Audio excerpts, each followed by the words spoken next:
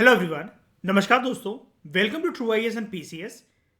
हम लोग international relations और इंटरनेशनल ऑर्गेनाइजेशंस के कंटेक्स्ट में 14th कॉन्सेप्ट को डिस्कस करते हैं आज की क्लास में, डैट इज एमनेस्टी। ठीक है, इसका मीनिंग जो है वो हमें समझना पड़ेगा ताकि हम वेरियस कंट्रीज के एक्शंस को और उनके बिहेवियर्स को इंटरप्रेट कर सकें विद रिगार्ड टू एनीवन जिसने उनके कंट्री को या उन कंट्री के इंटरेस्ट को हार्म करा है। तो बेसिकली यहां पर क्या है कि कोई एक पर्सन है या फिर ग्रुप ऑफ पर्सन्स हैं, उन्होंने किसी अन्य नेशन स्टेट को या फिर अपनी नेशन स्टेट की सरकार को, माइंड यू मैं आपको दो चीजें बता रहा हूं। कोई भी एक पर्सन है या ग्रुप ऑफ पर्सन्स है, फिलहाल मान लो कि कोई एक ही पर्सन है, उसने कुछ ऐसी एक्टिविटीज करी हैं जिससे या तो उसकी होम कंट्री जहां से वो बिलोंग करता है या करती है, उसका वो मूल निवासी है, उस देश की सरकार की नाक में दम कर रखा है, ओपनली चैलेंज करा और सरकार को सरकारी एक्टिविटीज करने से रोका। ना ही सिर्फ रोका बल्कि खुद के देश की आर्म फोर्सेस के ऊपर या पुलिस पर्सोनल के ऊपर गोलियां चलाई और एंटी नेशनल एक्टिविटीज करी। या फिर कोई एक नेशन स्टेट का, एक कंट्री का पर्सन किसी अन्य कंट्री की सरकार की नाक में दम कर रहा है, और जब वो अन्य कंट्री की गवर्नमेंट एक्टिविटीज को रोकने की कोशिश कर रहा था या कर रही थी, वहां पर वो पकड़े गए। ठीक है, तो उनके साथ होगा क्या? अब क्या होने जा रहा है उनके साथ, ऐसे लोगों के साथ, चाहे वो अपने देश में बेसिकली सरकार की नाक में दम कर रहे हैं या फिर किसी अन्य देश के अंदर उसकी सरकार की नाक में दम कर रहे हैं। तो कंसेप्ट ऑफ एमनेस्टी क्या कहता है? बेसिकली एमनेस्टी है एक प्रकार की माफी। आपसे कोई गलती हुई और आपको यहां पर उस गलती के लिए या आपके पास्ट एक्शंस के लिए, ये इंपॉर्टेंट वर्ड है, आपके पास्ट एक्शंस के लिए आपको माफ करा जा रहा है। आपको सॉरी मिल गया, उसके लिए आपने सॉरी मांगा और एक्सेप्ट हो गया। तो एमनेस्टी बेसिकली, इसको हम ऐसे समझ सकते हैं, ये एक ऐसा डिसीजन होता है। अब सवाल ये उठता है, ये डिसीजन लेगा कौन? किसी भी देश की सरकार ले सकती है वाला डिसीजन, या तो गवर्नमेंट या फिर उस देश की जुडिशरी। तो एमनेस्टी बेसिकली एक ऐसा डिसीजन होता है, ठीक है, इन विच, जहां पर जो कोई भी ऑफेंडर होता है जिसने सर्टेन टाइप्स के ऑफेंसेस जो हैं वो कर रखे हैं, यूजली वो ऑफेंसेस पॉलिटिकल नेचर के होते हैं, क्योंकि हम ये इंटरनेशनल रिलेशंस के कंटेक्स्ट में पढ़ रहे हैं, तो इसलिए हम उन ऑफेंसेस को, उन हरकतों को कहेंगे कि वो पॉलिटिकल नेचर की होनी चाहिए, यानी कि सरकार के पॉलिटिकल एडमिनिस्ट्रेशन या पॉलिटिकल एक्टिविटीज के ऊपर इस पर्सन ने या फिर किसी ग्रुप ऑफ पर्सन ने बाधा डाली है, रुकावट डाली है। तो उसको जो पनिशमेंट, उस पर्सन को जो पनिशमेंट मिलने जा रही थी या फिर उसका जो प्रोसिक्यूशन होने जा रहा था, उसको माफ कर दिया गया। उसके लिए उस डिसीजन को सेट असाइड कर दिया गया कि उसको सजा मिलने ही वाली थी, क्योंकि उसने अपने देश या किसी अन्य देश की सरकार की नाक में दम कर रखा है। जहां पर भी ऐसा पर्सन पकड़ा गया या पकड़ी गई, मेल या फीमेल कोई भी हो, उनको हो सकता है उम्र कैद की सजा मिलने जा रही हो, उनको हो सकता है कि फांसी की सजा मिलने वाली हो, जिस भी देश के अंदर उन्होंने हरकत करी है, ठीक है, एंटी नेशनल एक्टिविटी करी है, तो उस देश के लॉ ऑफ द लैंड के तहत उनको हो सकता है सजा मिलने जा रही थी, लेकिन वो सजा सरकार ने या उस देश की जुडिशरी ने रोक दी, क्योंकि पर्सन ने जब माफी मांगी, भले ही वो किसी अन्य देश का नागरिक हो या फिर उसने एक्टिविटीज अपने ही देश में कर रखी हो, एंटी नेशनल एक्टिविटीज, लेकिन जब उसने माफी मांगी, उसको माफी दे दी सरकार ने या उस देश के जुडिशियल सिस्टम में। ये होता है एमनेस्टी का कंसेप्ट। पहले बताओ मुझे, यहां तक समझ में आया? ईशान, निर्वैर, क्लियर है? आगे समझते हैं इसको। छोटा सा कंसेप्ट है, ज़्यादा नहीं है, लेकिन मैं आपको डिटेल में इसलिए बता रहा हूँ क्योंकि आगे चलकर, अभी तो हम ये टर्म्स एंड कंसेप्ट डिस्कस कर रहे हैं, इसी पूरे के पूरे सिलेबस में हम आगे एमनेस्टी इंटरनेशनल के बारे में भी पढ़ेंगे, जो कि एक इंटरनेशनल बॉडी है। तो मुझे ये आपको बार बार ये कंसेप्ट जो है फिर वहाँ पर बताना नहीं पड़ेगा कि इस बॉडी के नाम में, जो ये एमनेस्टी इंटरनेशनल के नाम में जो एमनेस्टी है, इसका मतलब क्या होता है या इसके पावर्स एंड फंक्शंस क्या हैं। अगर आप एमनेस्टी के कंसेप्ट को समझ जाते हो तो आपको एमनेस्टी इंटरनेशनल की वर्किंग ऑटोमेटिकली समझ में आ जाएगी। तो एमनेस्टी जो है वो एक तरीके से पार्डन की तरह ही होता है, जैसे किसी को माफ कर देना किसी गंभीर सजा के लिए।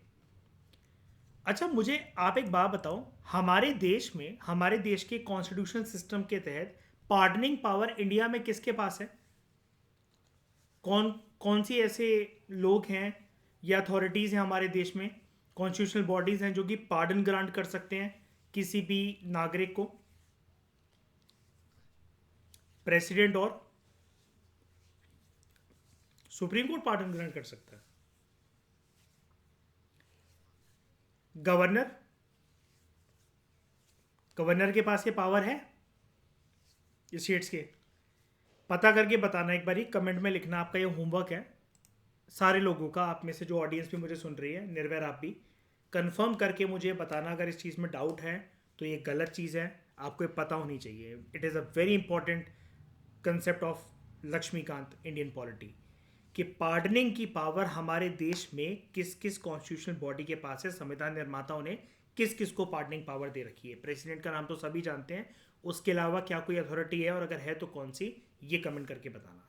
तो एमनेस्टी एक तरीके से जैसे कोई बहुत बड़ा गुनाह करने के लिए माफ़ी मिल जाती है तो वो पार्डन की तरह ही है, लेकिन इट डिफर्स इन दैट कि it does not Connaught forgiveness.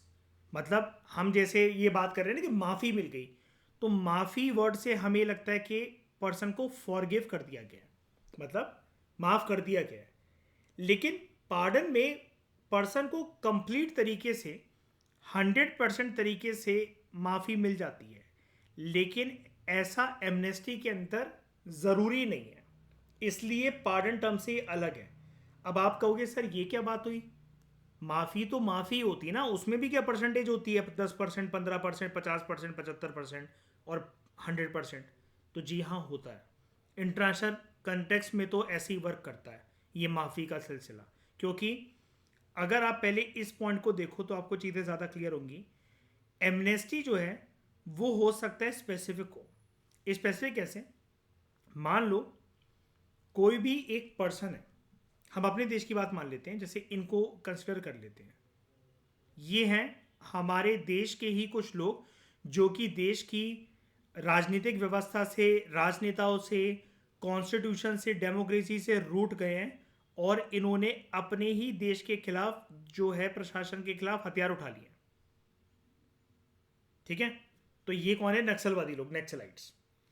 अब नक्सलाइट्स जो ये ग्रुप पकड़ा गया, मान लो एग्जांपल के लिए 3 लोगों का ग्रुप पकड़ा गया, और जब देखा गया तो बहुत ज़्यादा गंभीर गंभीर आरोप जो हैं, चार्जेस जो हैं इनके खिलाफ बने हुए हैं, जिसमें फॉर एग्जांपल इन्होंने 26 मर्डर कर रखे हैं, 15 किडनैपिंग कर रखी है, ठीक है, और इनके ऊपर बहुत ऐसे गंभीर आरोप लग रखे हैं कि इन्होंने इलीगल वेपन्स और गन्स जो हैं, hundreds of illegals and guns, weapons, bombs वगैरह जो है ये इनके पास बरामद हुए हैं।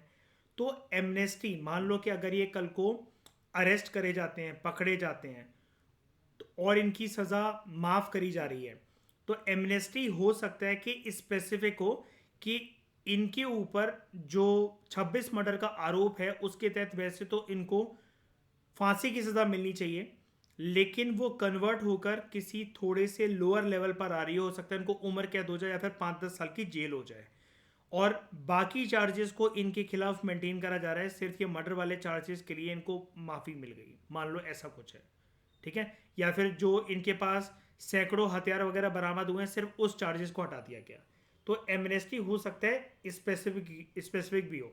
अब ये डील करता है कि कौन सी कंट्री किस पर्सन को माफ़ी दे रही है और कितनी दे रही है, कि मतलब क्या वो उसी कंट्री का नागरिक है या फिर आपकी कंट्री में वो पर्सन पकड़ा गया लेकिन कोई और पर्सन है।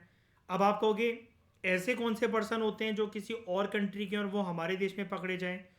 तो देखो, ये एमनेस्टी जो टर्म है, मैं अभी आता हूँ कंप्लीट और पार्शियल के ऊपर, लेकिन उससे पहले आप ये समझ लो, एमनेस्टी जो टर्म है इसका बहुत एक गहरा संबंध है इंटरनेशनल रिलेशंस के कंटेक्स्ट में। मैं आपको ये वाली चीज़ बता रहा हूँ। ये टर्म जनरली यूज़ करी जाती है प्रिजनर ऑफ वॉर्स के लिए या प्रिजनर्स ऑफ कंसाइंस के लिए। क्या होता है ये टर्म प्रिजनर ऑफ वॉर या प्रिजनर ऑफ कंसाइंस? देखो, दो कंट्रीज के बीच में, मान लो यहाँ पर है एक कंट्री डैट इज ए, ठीक है, इसका युद्ध चल रहा है, इसकी लड़ाई चल रही है विद कंट्री बी। इन दोनों के बीच में एक युद्ध चल रहा है। युद्ध खत्म होने के बाद कंट्री ए ने ये देखा कि कंट्री बी के कुछ जो सोल्जर्स हैं, कुछ जो सैनिक हैं, कोई भी जो लोग हैं जो लड़ रहे थे अभी तक हमारी फोर्सेस से, उनको हमने यहाँ पर कैप्चर कर लिया। ये कैप्चर करे हुए कंट्री ए के द्वारा कंट्री बी के जो लोग होंगे उनको हम कहेंगे प्रिजनर ऑफ वॉर या प्रिजनर ऑफ कंसाइंस। समझ में आया? जैसे मैं आपको रियलिस्टिकली एक चीज़ बताता हूँ। इनको आप जानते हो, ये जो यहाँ पर इमेज मैंने लगा रखी है, कुछ साल पहले की बात है। ये कौन है? ये हैं अभिनंदन। पाकिस्तान और इंडिया के बीच में एक छोटा सा 2-4 दिन को आपसी तनमन हो गया था, तनाव हो गया था, जिसमें इंडिया जो है वो पाकिस्तान की टेरिटरी के ऊपर से प्लेन्स गुजार रही थी और पाकिस्तान भारत के बॉर्डर की तरफ से अपना प्लेन जो है लेकर जा रहा था।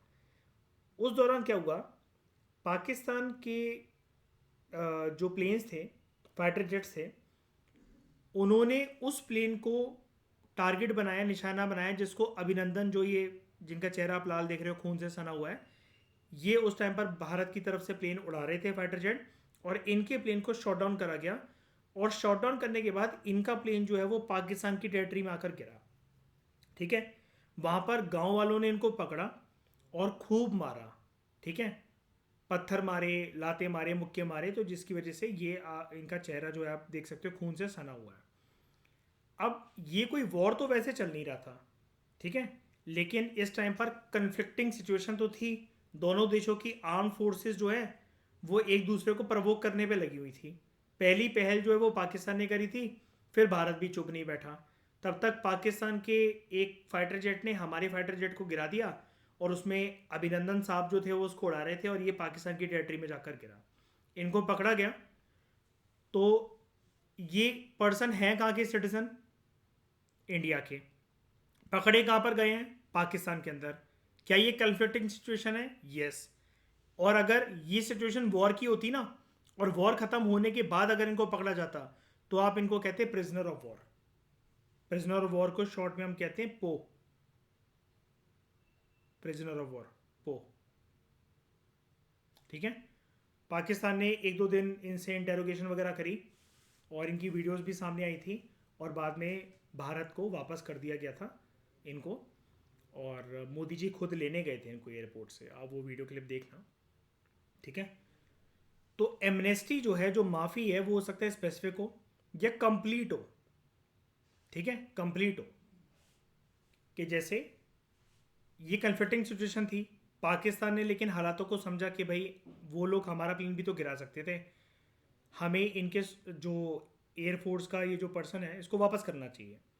ठीक है, क्योंकि भारत ने अगर हमारे ऐसा कोई पर्सन पकड़ा होता तो हम भी, मतलब वो भी वापस, हम उम्मीद रखते हैं कि वो भी वापस करें। तो यहाँ पर क्या हुआ, जो माफ़ी मिली एक तरीके से वो कंप्लीट तरीके से मिल गई। और हो सकता है कि बहुत बार एमनेस्टी जो फॉर ये जो पार्डन है ये पार्शियल हो। पार्शियल भी मतलब एक तरीके से यही है, जैसे स्पेसिफिक, मतलब यहाँ पर मैंने एग्जांपल के तौर पर आपको बताया कि 26 मर्डर के सिर्फ चार्जेस जो है इस नक्सलाइट ग्रुप के ऊपर हटाए गए। पार्शियल का मतलब ये है कि पर्सन को ये बोला जाए कि तुम्हारे जो, मान लो कि 50% जो है तुम गुनेगार हो और बाकी 50% तुम बेगुनाह हो, तो जिन 50% क्राइम्स के लिए तुम जो है गुनहगार हो उसकी सज़ा तुम्हें जो है काटनी पड़ेगी किसी कारावास में या किसी जेल में। ये है एक सिंपल सा मतलब एमनेस्टी का, एमनेस्टी एज अ कॉन्सेप्ट का। बताओ क्लियर हुआ? कोई दिक्कत, कोई डाउट? पक्का ठकुराइन समझ में आया? ठीक है। तो दोस्तों काफ़ी लोग मैसेज कर रहे थे कि टेलीग्राम का ग्रुप कहाँ पर है। मैंने काफ़ी बार वीडियोस में बता रखा है।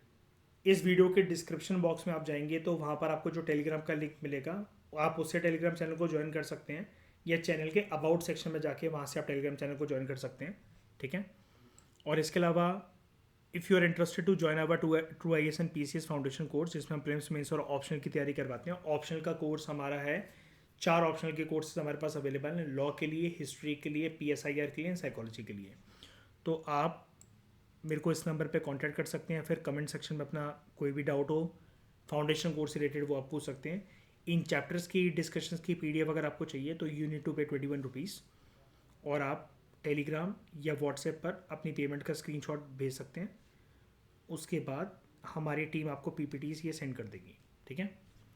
तो इस डिस्कशन में दोस्तों फिलहाल इतना ही, और मज़ेदार कॉन्सेप्ट जानेंगे अगले लेक्चर में। Thank you very much for discussion.